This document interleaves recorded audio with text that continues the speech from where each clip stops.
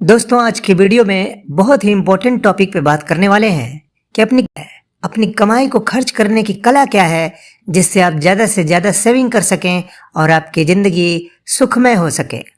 अपने कमाई को बुद्धिमानी से खर्च करना एक बहुत बड़ी कला है, जिसको अगर आप नहीं जानते हैं तो आपके साथ साथ आपका पूरा परिवार भी तनाव में रहता है। और कई बार तो यहाँ तक देखा गया है कि कर्ज के कारण लोगों को आत्महत्या भी करनी पड़ जाती है।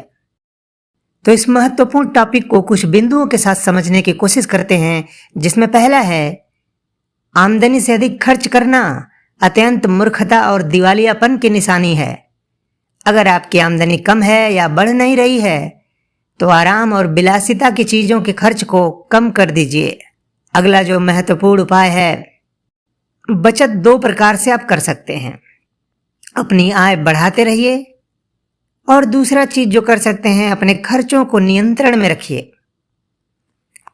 इससे आपकी सेविंग मजबूत होती जाएगी। नशे पर किया गया खर्च छोड़ दीजिए। कपड़े, झाड़ू, पोछा, बर्तन इत्यादि पर किया गया खर्च हटा दीजिए। यह सारे खर्च वाले काम आप खुद ही कर लीजिए। अगला है, कभी उधार मत लीजिए, क्योंकि कर्ज प्याज के छिलके के जैसे होता है, परत दर परत बढ़ता जाता है और इंसान उसके दलदल में फंसता जाता है और उसकी कमाई का एक बड़ा हिस्सा ब्याज और सूद के रूप में चला जाता है। अपनी कमाई का एक हिस्सा परिवार के सदस्यों की जीवन रक्षा, स्वास्थ्य और शिक्षा पर खर्च करिए। इससे इतर खर्च करने से बचते रहिए, तभी आपकी सेविंग स्ट्रांग होगी। हमें अपने खर्चों पर गंभीरता से विचार करना चाहिए और मिथ्या फैशन, दिखावे की शान, बेकार की फिजूल खर्ची, व्यसन और बनावटी आवश्यकताओं पर तत्काल रोक लगा देनी चाहिए। अपनी बचत का पैसा भविष्य के खर्चों जैसे शादी, विवाह, मकान, बीमारियों से रक्षा के लिए तथा अपने बुढ़ापे के लिए सजो कर रखना चाहिए।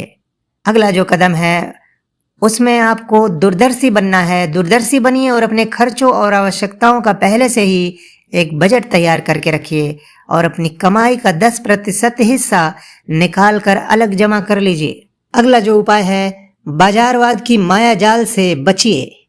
उससे बचने के लिए बाजार जाते समय केवल काम भर के ही पैसे लेकर जाएं, अन्यथा जो अतिरिक्त पैसा आपके पॉकेट में है वो वापस नहीं आएगा, बाजार उन्हें सोख लेगा। अगला जो उपाय आप कर सकते हैं कि सामाजिक दबाव में आकर त्योहार, उत्सव, भोज विवाह, ब्रह्म भोज, पार्टी, फंक्शन इत्यादि के दबाव में अनावश्यक नहीं फंसें और अपनी आमदनी के हिसाब से ही खर्च करें। घर में सिर्फ महीने के खर्च का ही पैसा रखिए। बाकी के जो सेविंग के पैसे हैं उन्हें तत्काल बैंक में जमा करा दीजिए।